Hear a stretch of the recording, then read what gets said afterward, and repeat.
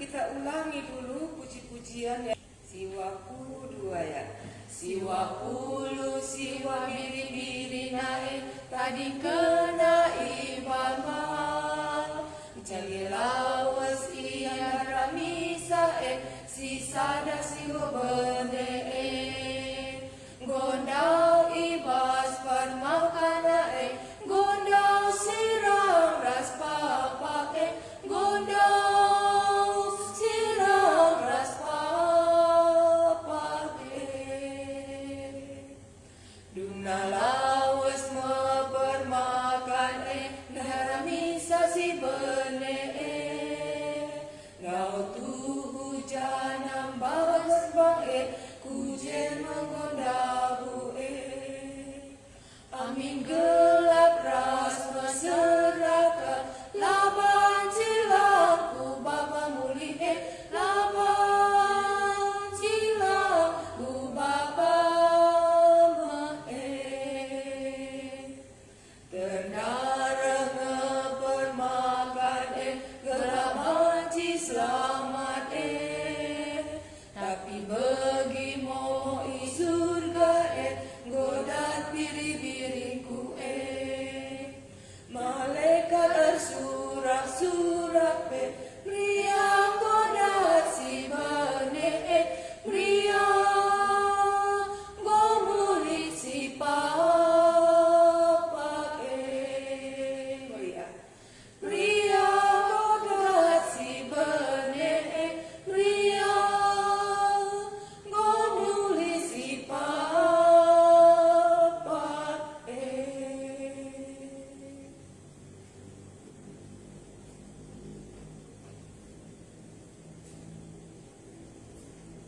Pasti ada keriahan di surga kalau yang sudah hilang ditemukan kembali dan yang sudah papa mulih ia ke rumah. Begitulah kita semua sampai kita kembali dan Tuhan Yesuslah gembala kita dan kerana malaikat-malaikat pe surga surak-surak ban sekala si bene godaca ras musti mulih ke rumah. Dilanjutkan Yeremia pasalnya yang ke-7 ya.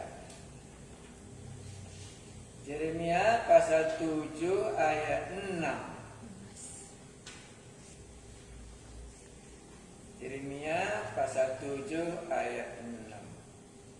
Jadi kalau kamu lihat ciri-ciri kesan Roh Allah yang bekerja di dalam hati Mamat Yesus ini senantiasa misi si benendai yang hilang itu yang sudah ibas mbang simbang kesendai laban cila kubaba mulih iya jadi endama pendahin kesaksi badia si kidarang iya gelah nabanci si benendai mulih kenia ke rumah singgo bas mbang dai gelah banci iya ibaba kelah ula kari mati ia ibas embange makai 99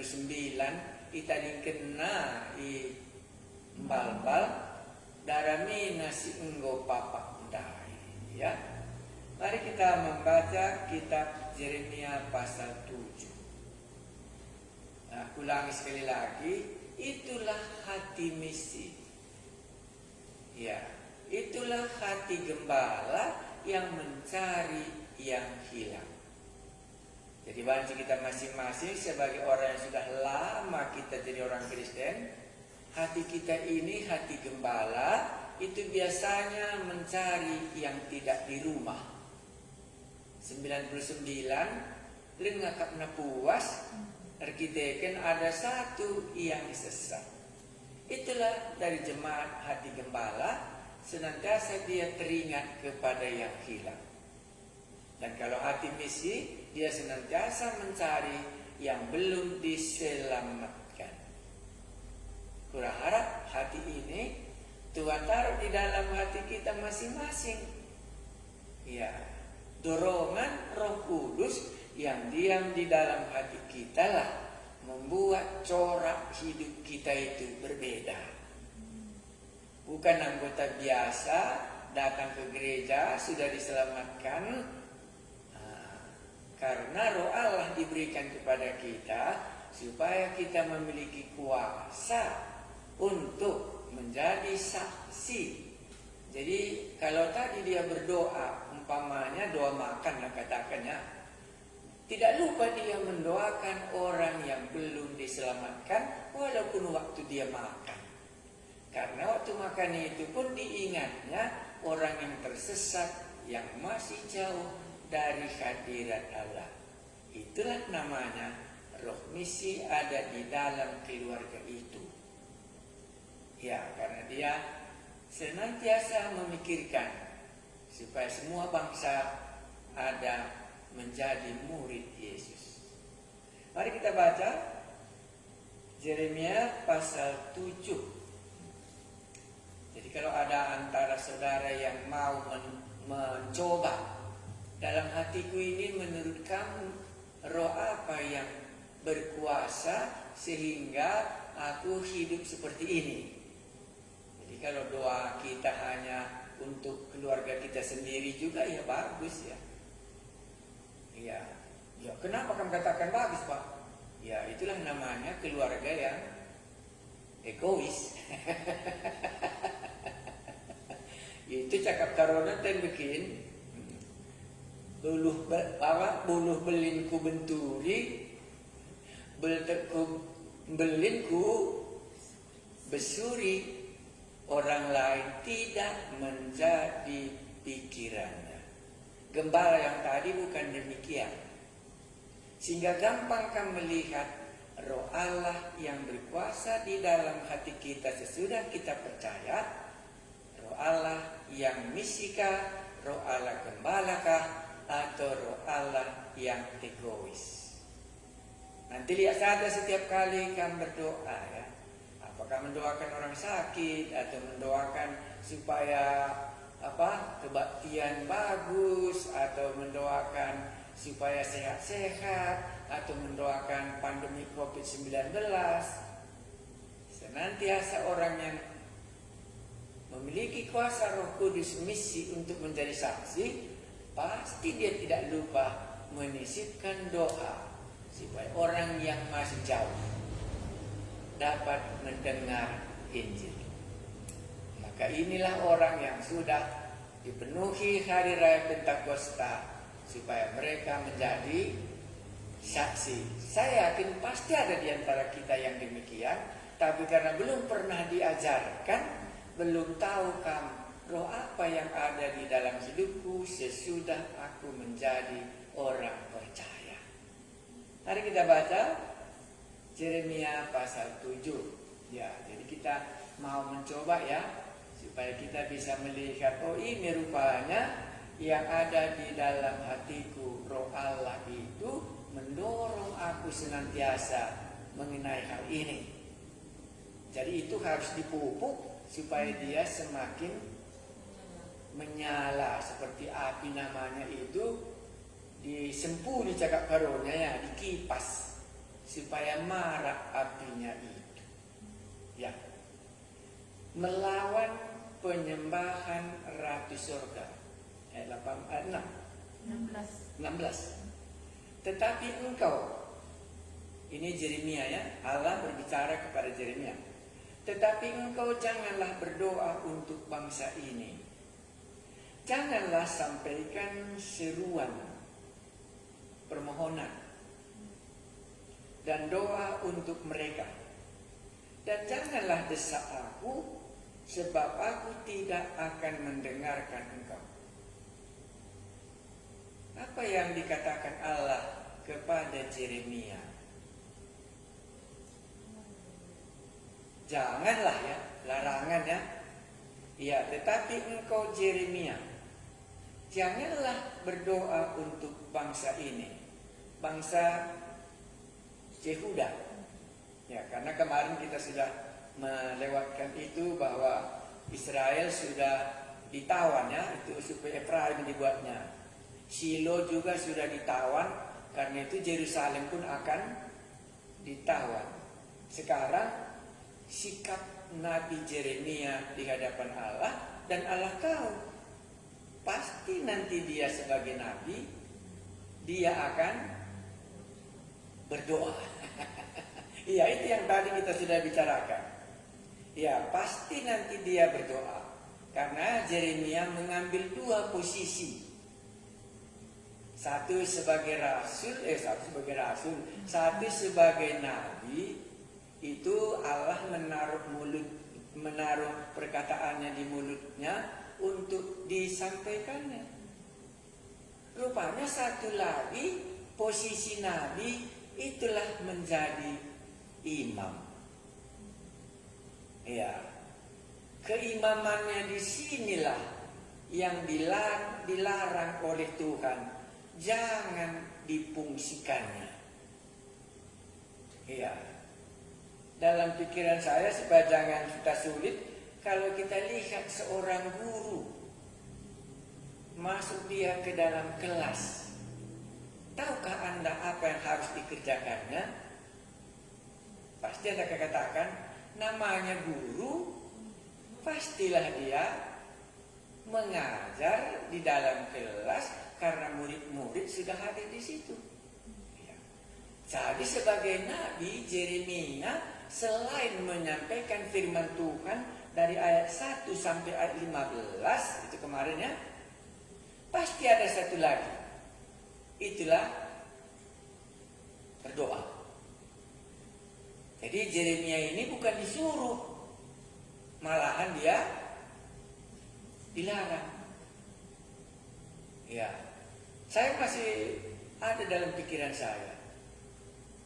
Dan yang mungkin Anda jauh lebih bisa menjawabnya daripada saya. Kenapa Yeremia berdoa kalau tidak disuruh? Dan kenapa Anda berdoa? Dan kenapa saya berdoa?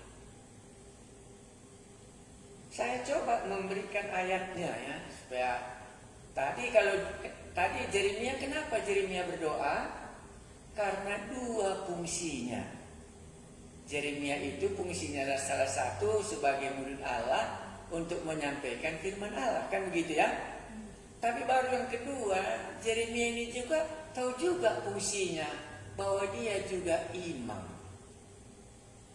Imam itu membela manusia di hadapan Allah. Nabi itu menyampaikan firman yang diberikan Allah kepada manusia. Iya. Jadi kalau ditanya kenapakah kita ini berdoa? Kalau guru tadi kenapa dia harus mengajar kalau dia ke kelas? Karena itulah tugasnya. Itulah kedudukannya. Dia bukan petani, tetapi dia seorang guru. Nah, kamras aku, semua kita yang mendengarkan firman Tuhan ini, kenapakah kita berdoa? Di manakah kedudukan kita di hadapan Allah? Makanya nggak gampang jawabnya. Kupikir itulah sebabnya saudara-saudaraku dari Medan cuma dua orang yang pintar menjawabnya. Yang lain berasa nggak tahu mereka, maka nggak dijawabnya. Karena payah pertanyaan itu menurut aku. Kenapa Anda berdoa?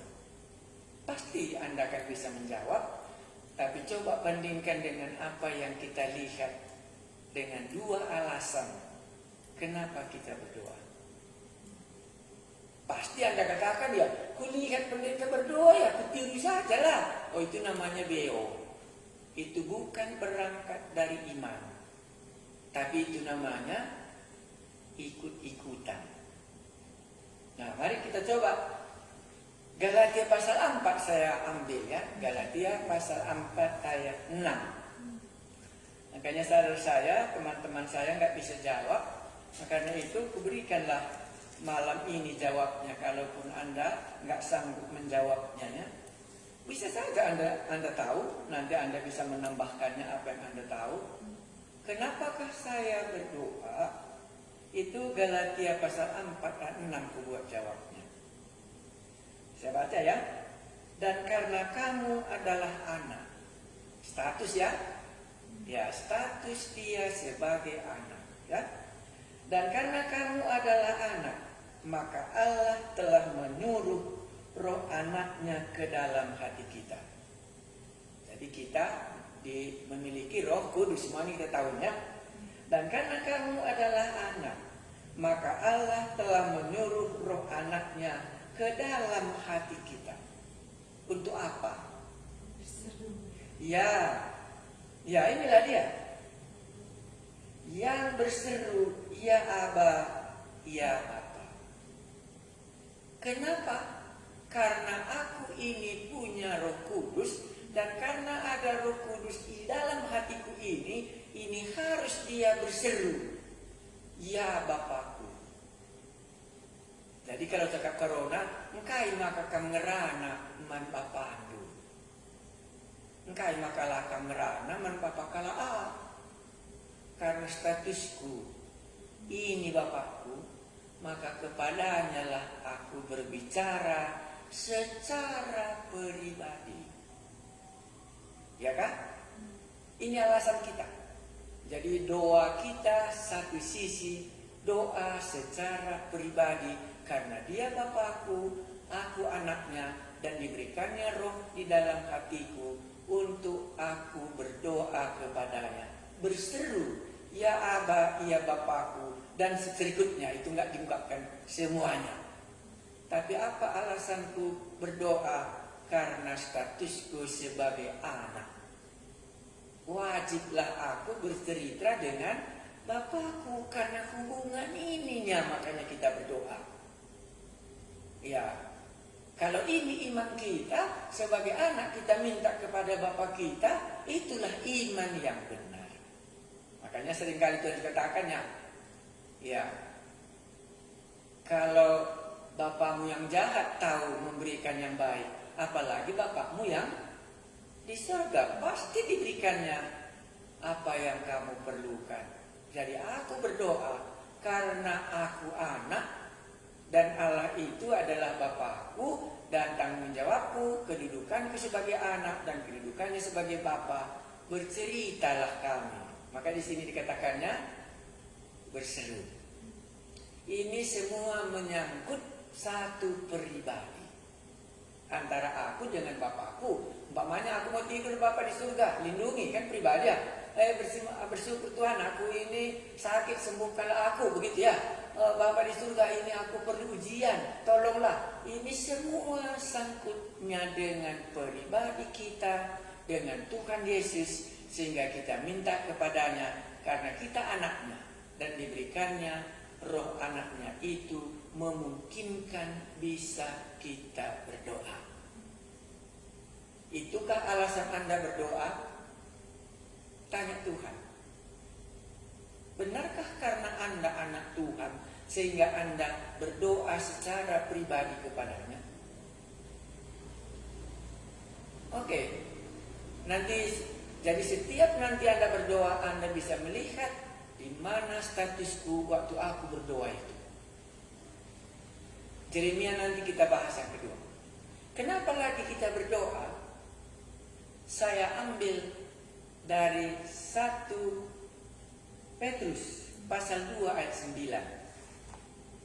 Kenapa kita berdoa? Karena 1 Petrus pasal 2 ayat 9. 1 Petrus pasal 2 ayat 9 ini bukan secara pribadi, ya? Bukan karena hubunganku aku anak dan dia Bapa. Saya baca ya, 1 Petrus pasal 2 ayatnya yang ke-9. Tetapi kamulah bangsa yang terpilih, ya, tahu ya? Imamat yang rajani. Gak usah kita teruskan ke bawah, kurasa bisa. imamat, imam. Karena imam kita sekarang tidak ada lagi. Cuma Yesus, imam kita di surga. Dan semua yang percaya diangkat oleh Allah, kedudukannya menjadi imam. Jadi kalau dia seorang imam, dia tidak akan mendoakan kepentingannya sendiri, tetapi mendoakan kepentingan orang lain, supaya kemuliaan Allah dinyatakan. Disinilah doanya Yeremia. Dan inilah yang diperjuangkan oleh Yeremia. Bukan karena Yeremia dipenjarakan, dimasukkan ke dalam sumur makanya dia berdoa, tetapi dia berdoa sebagai imam. Tahu dia sebagai guru masuk ke kelas harus mengajar. Tahu dia sebagai nabi, dia harus menyampaikan firman Tuhan. Dan tahu juga dia, karena di atas semuanya sudah menceritakan murka Allah, maka sebagai imam maulah dia membelanya. Anda langsung ingat waktu Yesus disalibkan, pasti Anda ingat ya, doa Tuhan Yesus sebagai imam yang paling dalam adalah Lukas 23 ayat 24. Itu nggak usah kita baca. Ampunilah mereka ya Bapa, karena mereka tidak tahu apa yang mereka lakukan. Ini keimaman Yesus, memohon supaya murka Allah tidak menimpa orang yang menyalibkan dia. Ini keimaman, karena Yesus itu adalah imam, Yesus itu adalah nabi, dan Yesus itu adalah raja. Sebagai nabi dia menyampaikan firman Tuhan, dan sebagai imam dia walaupun di kayu salib. Itulah doanya, ampunilah mereka, supaya hukuman jangan menimpa orang yang bersalah ini, karena imam kedudukannya membela orang berdosa itu. Di mana status kita sekarang? Makanya seringkali kita berpikir pandemi COVID-19 ini, kalau kita duduk sebagai imamat, sebagai imam, ini sebenarnya harus kita memikirkan seperti Yeremia, supaya murka Allah tidak menimpa dunia ini. Sebagai imam, kita harus berdiri di hadapannya.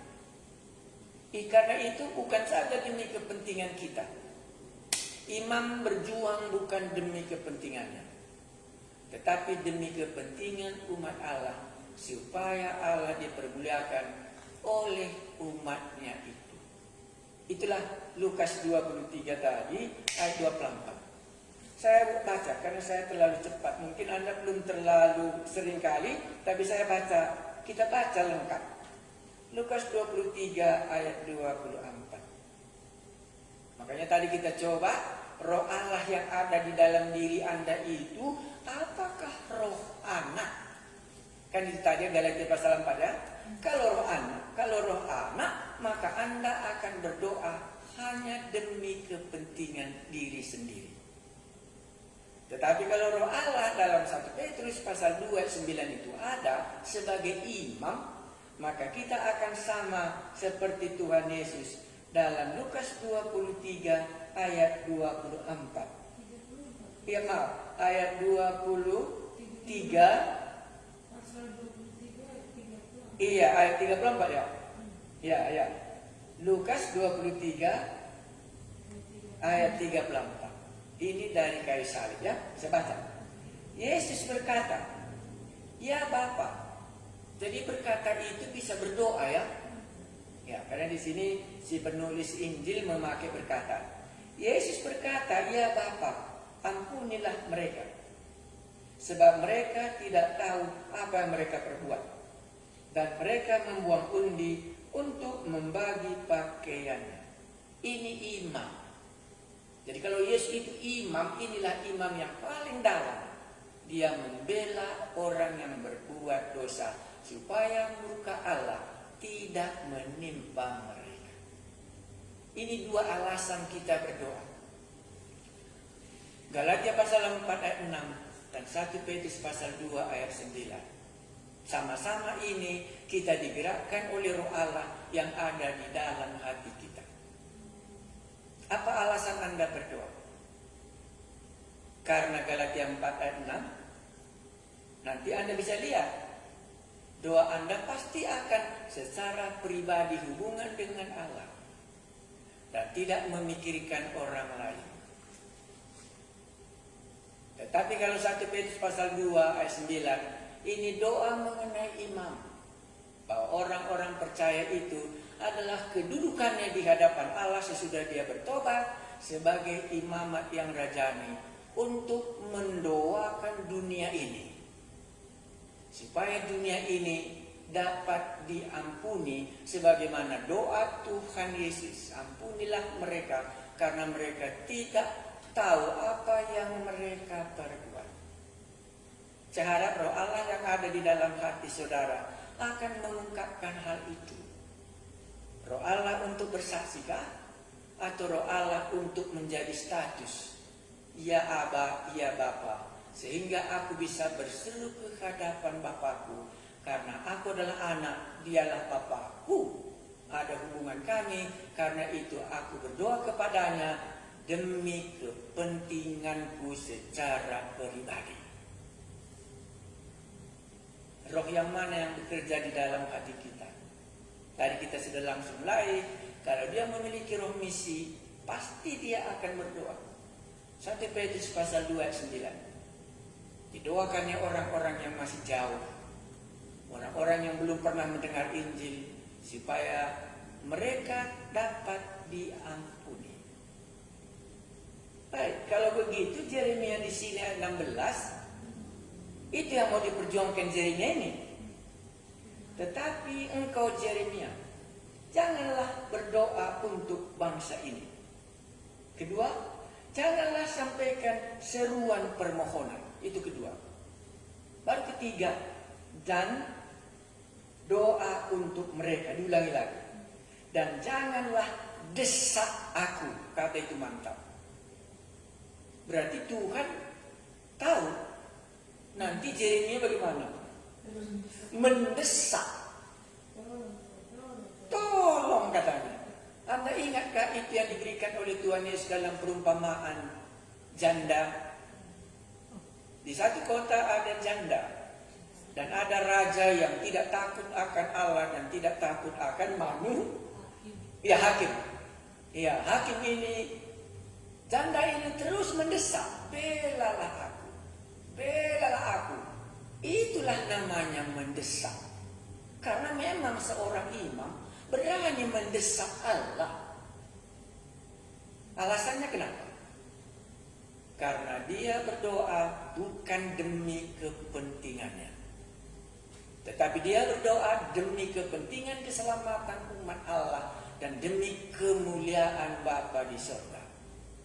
Makanya tadi nyanyian kita, satu orang yang kembali, maka malaikat-malaikat di surga, maka Tuhan langsung berbicara kepada Yeremia. Kemungkinannya juga Tuhan mengenal Yeremia ini dari dalam kandungan, akan mendesak terus sampai doanya dijawab Tuhan.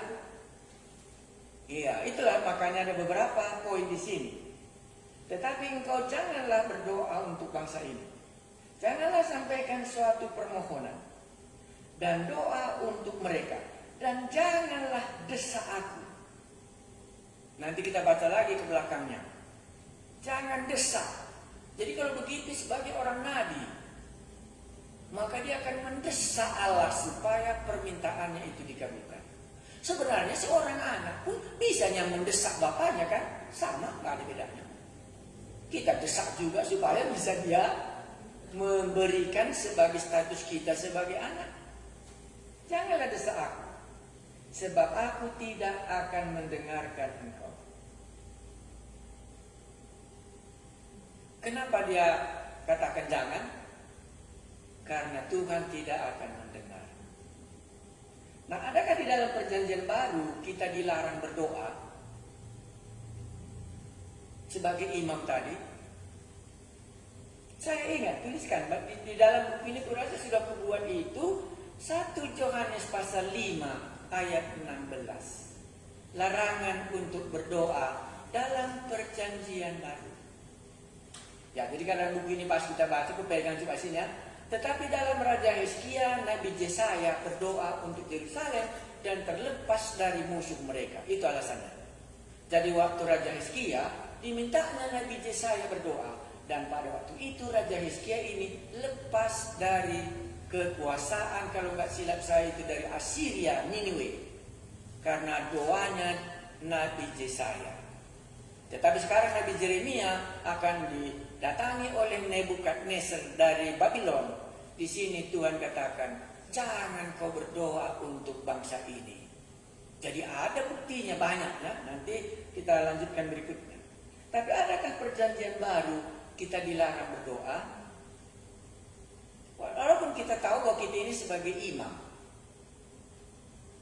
Kurasa di dalam 1 Yohanes pasal 5 ayat 16. 1 Yohanes pasalnya yang kelima ayat 16. Saya baca. Kalau ada seorang melihat saudaranya berbuat dosa, yaitu dosa yang tidak mendatangkan maut. Nanti pasti Anda tanya, di dalam kitab Yeremia nanti bisa dapat jawabnya. Mendatangkan maut, maaf saya ulangi. Kalau ada seorang melihat saudaranya berbuat dosa, yaitu dosa yang tidak mendatangkan maut, hendaklah ia berdoa kepada Allah. Ini imamnya dan saudara kita ya, bukan hubungan demi kepentingan kita. Dan dia akan memberikan hidup kepadanya, yaitu mereka yang berbuat dosa yang tidak mendatangkan maut. Ada dosa yang mendatangkan maut, tentang itu tidak kukatakan bahwa ia harus berdoa. Ini salah satu dalam perjanjian baru, sama dengan larangan Allah kepada Yeremia. Mari kita baca ke bawah kitab Nabi Yeremia tadi. Alasannya apa? Kalau di dalam 1 Yohanes pasal 5 tadi ada alasannya ya. Karena dosanya itu dosa membawa maut. Dan dia tidak minta supaya orang ini mendoakannya. Tapi kalau dosa tidak membawa maut, bolehlah itu didoakan. Apakah itu dosa membawa maut? Mari kita lihat kitab Yeremia. Mungkin nanti dari situ kita dapat. Ayat 16. Tidakkah engkau lihat? Jadi Yeremia diajak Tuhan ya. Ya 17. Tidakkah engkau melihat apa yang dilakukan mereka di kota-kota Yehuda dan di jalan-jalan Yerusalem? Jadi Tuhan menghiburkan Nabi ini. Kalau kularang kau tidak berdoa, karena ada alasannya. Nah, marilah coba kau lihat, supaya kamu juga mengerti sebagai Nabi dan sebagai yang mau membela bangsa ini. Coba lihat ayat 17. Ya, baru disambungnya 18. Anak-anak memungut kayu bakar. Ini alasannya. Bapak-bapak menyalakan api. Dan perempuan-perempuan meremas adonan untuk membuat penganan persembahan bagi Ratu Sorga. Inilah dosa penyembahan berhala mereka. Iya, ini gotong royong seisi rumah. Masing-masing punya. Anak-anak ada ngambil kayu, bapak-bapak menyalakan api, perempuan-perempuan membuat adonan supaya mereka berikan persembahan itu kepada Ratu Sorga. Jadi sungguh mereka sudah menyakitkan hati suaminya. Begitu kerjasamanya mereka berkancah dengan suami penyembahan berhalanya. Itulah alasan Tuhan. Baru disambungnya di bawah, Ratu Sorga. Dan orang mempersembahkan korban curahan kepada Allah lain. Bukan saja kepada Ratu Sorga, tetapi juga kepada Allah lain. Dengan maksud menyakiti hatiku. Supaya Yeremia tahu bahwa bangsa ini menyakiti hati Allah. Suaminya yang mengasihi dia, dan suaminya yang membawa mereka dari tanah Mesir, suaminya yang satu-satunya melindungi mereka. Sekarang orang ini di hadapan suaminya yang mengasihi dia inilah ada suaminya yang lain Mulai dari anak-anak, bapak-bapaknya, perempuan-perempuan membuat adonan untuk dipersembahkan kepada Ratu Sorba. Dan sesudah itu ada lagi Allah yang lain. Baru Tuhan katakan, karena mereka mau dengan maksud menyakiti hatiku. Jadi memang penyembahan berhala sangat menyakitkan hati Allah. Ya, sangat menyakitkan hati Allah apa yang dibuat oleh umat Israel ini. Jadi kalau kitalah sebagai suami yang benar, kita lihat istri, anak-anak kita, semuanya melakukan kejahatan bersama dengan laki-laki yang lain. Karena maksudnya itu untuk menyakitkan hati Tuhan. Baru disambungnya, itulah alasan yang pertama, jangan desak aku. Ya, itu alasannya. Makanya kalau begitu tidak gampang bagi kita mendoakan orang yang terlibat dalam dosa yang membawa maut ini. Karena hatinya belum mau berbalik. Dia melanjutkan apa yang dia sedang lakukan, yang dia senangi. Ya, walaupun mereka katanya kemarin apa? Pergi ke bait suci, kan itu di atas ya. Makanya judulnya kemarin khotbah kita kan khotbah Yeremia mengenai bait. Ini semua yang mendengarkan khotbah ini, khotbah di bait Allah ini.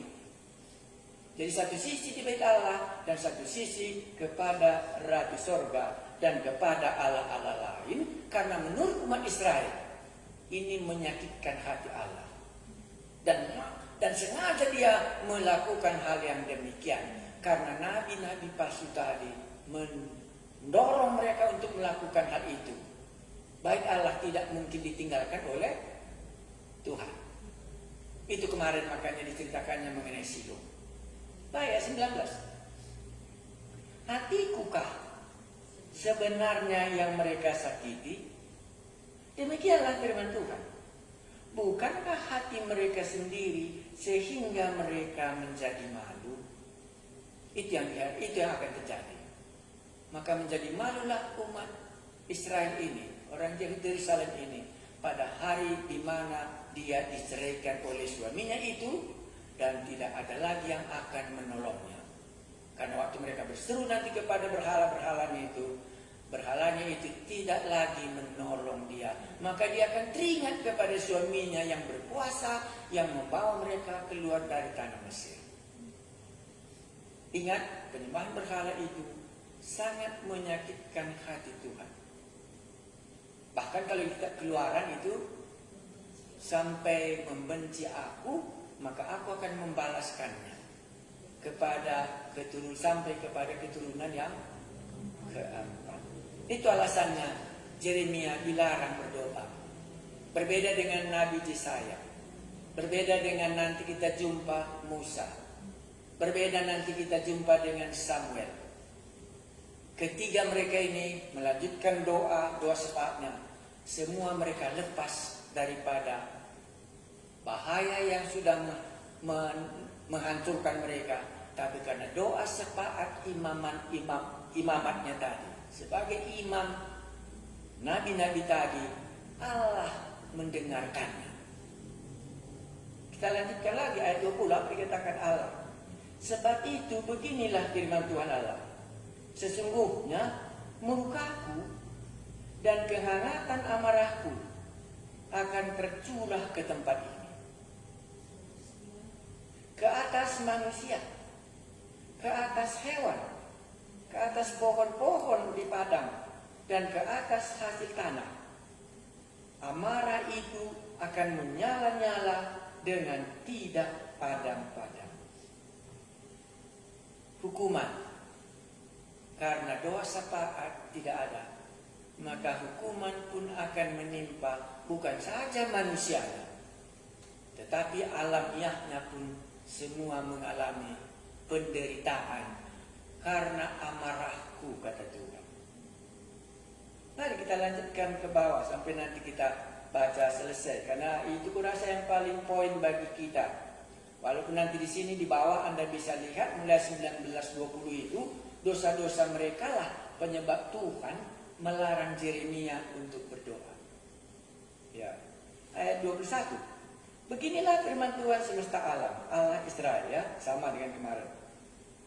Tambah sajalah korban bakaranmu kepada korban sembelihanmu dan nikmatilah dagingnya. Ini apa ayat 29 ini? 21 ini. Karena mereka pergi ke bait Allah. Jadi mereka dikatakan Yeremia pula, tambahi lagi lah.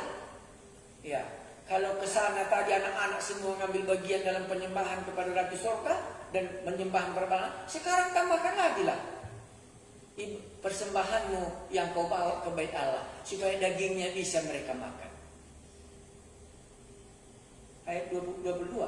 Sesungguhnya pada waktu aku membawa nenek moyangmu keluar dari tanah Mesir, aku tidak mengatakan atau memerintahkan kepada mereka sesuatu tentang korban bakaran dan korban sembelihan. Karena menurut mereka bisa disogoknya Allah tadi dengan memberikan korban persembahan itu, Allah nanti akan mengampuni segala tingkah laku kita ini. Iya. Kemarin kan Allah menjadi dalih mereka, Allah akan menemani. Ini dalih mereka kalau diperbanyak persembahan. Ya, baru dia ungkapkan di sini, sesungguhnya pada waktu aku membawa nenek moyangmu keluar dari Mesir, aku tidak mengatakan atau memerintahkan kepada mereka sesuatu tentang korban bakaran dan korban sembelihan. Hanya yang berikut inilah yang telah kuperintahkan kepada mereka. Dengarkanlah suaraku, itu yang diperintahkan Tuhan. Maka aku akan menjadi Allahmu, dan kamu akan menjadi umatku. Dan ikutilah seluruh jalan yang kuperintahkan kepadamu, supaya kamu berbahagia. Bukan bawa persembahan kepada Allah.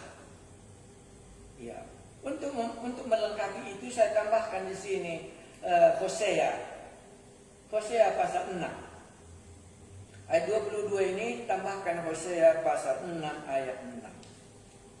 Ya, Hosea pasal 6 ayat 6. Jangan lupa latar belakangnya, karena mereka ini beribadah kepada Allah. Supaya Allah menjadi senang, mari kita tambahi korban persembahan kita kepadanya. Padahal Tuhan katakan, ini gak pernah kuinginkan daripadamu. Ayat 6 saya baca ya. Hosea pasal 6. Sebab aku menyukai kasih setia dan bukan korban sembelihan, dan menyukai pengenalan akan Allah lebih daripada korban-korban bakaran. Dua Allah katakan di sini. Sebab aku menyukai kasih. Karena orang Israel di sini tidak mengasihi lagi, karena itu janda-janda kan sudah diperasnya kemarin kita ceritakannya. Baru kedua, dan bukan korban sembelihan, tetapi mereka menyogoknya dengan persembahan itu. Itu ayat 22. Dan menyukai pengenalan akan Allah. Jadi pengenalan akan Allah lebih daripada korban-korban bakaran. Ini menjadi pemikiran kita. Apakah ada juga di tengah-tengah jemaat itu, dia suka memberikan persembahannya untuk menutupi kejahatannya itu, sehingga aman di dalam hati nuraninya, Allah tidak akan murka karena dia memberikan persembahan. Kalau ini terjadi, persis sama dengan orang Israel ini, waktu mereka beribadah ke bait Allah, ditambahnya lah korban-korban pengampunan dosa, supaya dagingnya juga tambah banyak untuk dimakan. Karena menurut mereka, inilah yang berkenan kepada Allah, menutupi semua kejahatan itu. Makanya Tuhan katakan, hanya yang berikut inilah yang telah kuperintahkan kepadamu. Mereka, dengarkanlah suaraku, maka aku akan menjadi umat Allahmu, dan kamu akan menjadi umatku. Dan ikutilah seluruh jalan yang kuperintahkan kepadamu, supaya kamu berbahagia. Ini mari kita renungkan, apakah kita seperti menyogok Allah dengan korban-korban itu, sehingga dosa kita pun nanti ditutupinya, Kalau ini dalam hati kita waktu kita memberikan persembahan, maka kita tidak beda dengan umat Israel yang di dalam Yeremia pasal 7 mereka datang ke bait Allah menambah korban-korban bakaran dan persembahan mereka supaya mereka menutupi, padahal mereka sudah beribadah kepada Ratu Sorga dan menyembah kepada Allah-Allah lain. Gotong royong mulai dari anak-anak. Tidak ada lagi yang tidak menajiskan hidupnya di hadapan Allah. Baik, ayat 24. Tetapi mereka tidak mau mendengarkan dan tidak mau memberi perhatian, melainkan mereka mengikuti rancangan-rancangan dan kedegilan hatinya yang jahat, dan mereka memperlihatkan belakangnya dan bukan mukaku, dan bukan mukanya. Kita sedih, tapi inilah yang bisa kita lakukan terhadap Allah.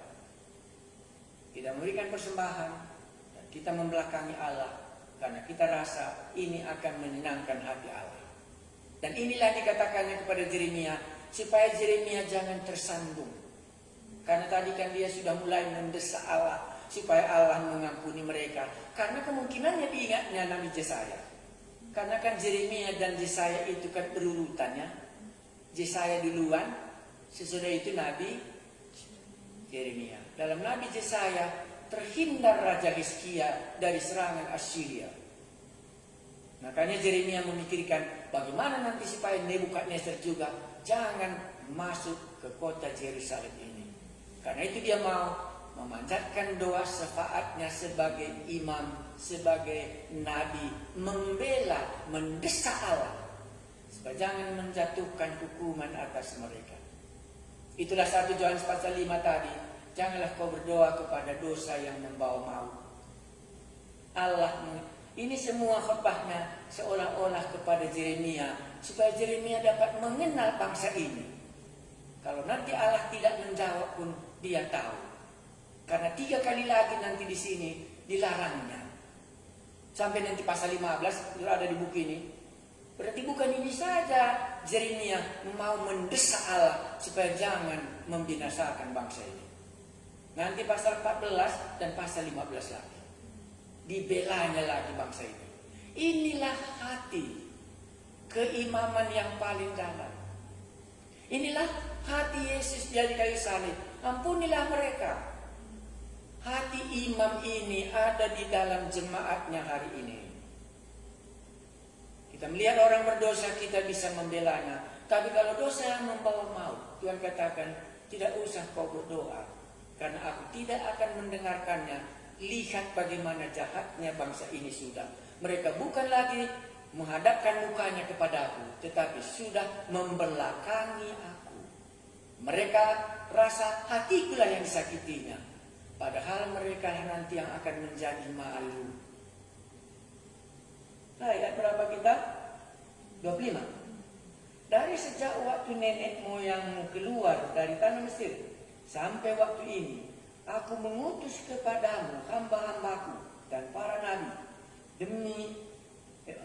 para nabi hari demi hari terus menerus. Tetapi mereka tidak mau mendengarkan kepadaku dan tidak mau memberi perhatian. Bisa kita berminggu, tapi kita tidak menaruh perhatian kepada apa yang dikatakan Allah. Bahkan mereka menegarkan tengkuknya, berbuat lebih jahat daripada nenek moyang mereka. Jadi nggak ada jaminan, Pak. Itu yang nanti Anda katakan, orang dikhotbahi itu tambah baik. Tidak ada jaminan orang yang dikhotbahi itu tambah baik. Iskariot bukan tidak dikhotbahi Tuhan Yesus, tapi tidak tambah baik. Itulah makanya kepada Yeremia katanya, jangan doakan mereka itu. Sudah terus menerus aku mengutus nabi-nabiku. Ayat 27. Sekalipun engkau mengatakan kepada mereka segala perkara ini, mereka tidak akan mendengarkan perkataanmu. Jadi Allah sudah mengasih tahu kepada Yeremia, khotbah tingkat nanti engkau sama juga mereka tidak akan mendengarkan. Ya, jadi kalau begitu teruskan khotbah walaupun enggak mendengar. Ya, itu kita ada 27. Sekalipun engkau mengatakan kepada mereka segala perkara ini. Perkara ini yang mana? Yang di atas ya. Mereka tidak akan mendengarkan perkataanmu. Dan sekalipun engkau berseru kepada mereka, mereka tidak akan menjawab engkau. Lalu dia tenape. Iya. Ini kita harus sangat perhatikan. Bukan karena banyaknya diajarkan jemaat itu baru berubah. Bukan banyaknya disuruh PR makanya dia mau mengerjakan PR. Tetapi karena sikap hatinya memang tidak mau lagi menjawab. Tidak mau lagi mendengar. Ayat 28. Sebab itu, katakanlah kepada mereka, inilah bangsa yang tidak mau mendengarkan suara Tuhan. Wah, aku harap janganlah ayat ini genap kepada ada yang di antara kita. Karena firman Tuhan itu semuanya akan genap. Tetapi janganlah maunya ada, semakin dikhotbahi, semakin menasih belakangnya kepada Allah. Yeremia mendengar ini dari Allah sendiri. Sebab itu, katakanlah kepada mereka, inilah bangsa yang tidak mau mendengarkan suara Tuhan, Allah mereka, dan yang tidak mau menerima penghajaran. Ketulusan mereka sudah lenyap, sudah hapus dari mulut mereka. Apa yang hilang dari antara umat Israel? Ketulusannya, kecerdikannya banyak. Apa tadi kecerdikan mereka? Datang ke bait Allah, kasih persembahan banyak-banyak, ditingkatkannya persembahannya, berikannya kepada Allah. Tetapi juga kepada Ratu Sorga pun nggak juga ketinggalan. Mulai dari anak-anak, bapak-bapak, semuanya mengumpulkan kayu bakar. Bapak-bapak bikin api, ibu-ibu membuat adonan supaya dipersembahkan. Dan juga berhala-berhala mendapat bagian semuanya.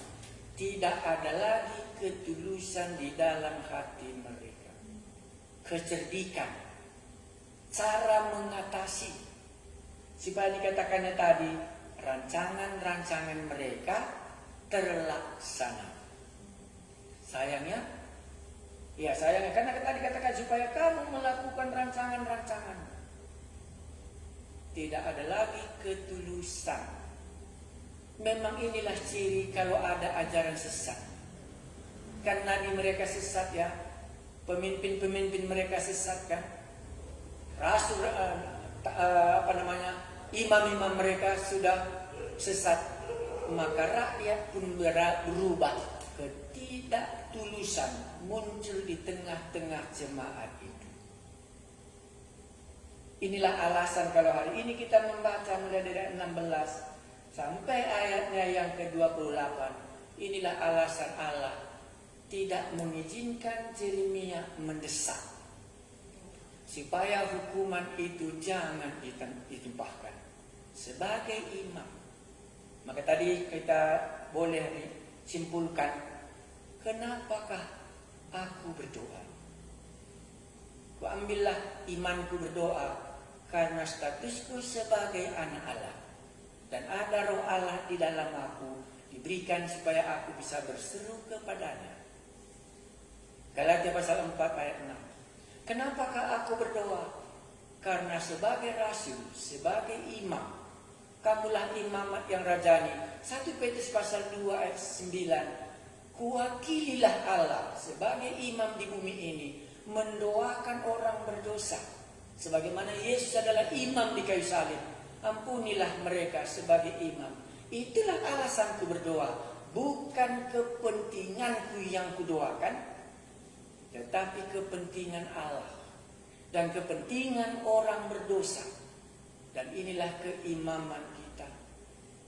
Adakah di antara kita ini roh Allah berbicara di dalam hati kita? Baru hari ini aku tahu apa alasanku kalau aku berdoa kepada Allah. Karena aku anaknya. Jadi kalau aku tidak berdoa bagaimana? Itu sama saja dengan anak tidak pernah bercerita dengan bapaknya. Maka doa bukan memohon, tapi doa itu kan bercerita, mengungkapkan apa isi hati anaknya. Makanya di sini Allah mengungkapkan isi hatinya kepada Yeremia supaya Yeremia dapat melihat bagaimana keadaan umat Israel ini. Sehingga akhirnya jangan lagi kau berdoa, janganlah desak aku, karena aku tidak akan mendengarkannya.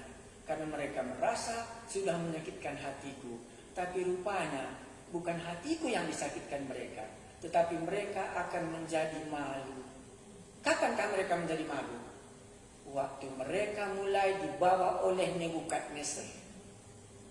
Tidak ada lagi pertolongan dari manapun, orang pun geleng kepala. Ini katanya bait Allah, ini katanya milik kepunyaan Allah. Sekarang sudah dibawa oleh bangsa-bangsa yang tidak mengenal Allah, dan dikalahkannya lah Yerusalem itu. Mari kita merenungkannya. Apakah masih ada ketulusan di dalam hati kita? Karena itulah dosa Israel salah satu yang ditutupnya tadi. Katakan 28. Sebab itu katakanlah kepada mereka, inilah bangsa yang tidak mau mendengarkan suara Tuhan Allah mereka, dan yang tidak mau menerima pengajaran. Ketulusan mereka sudah lenyap, sudah hapus dari mulut mereka.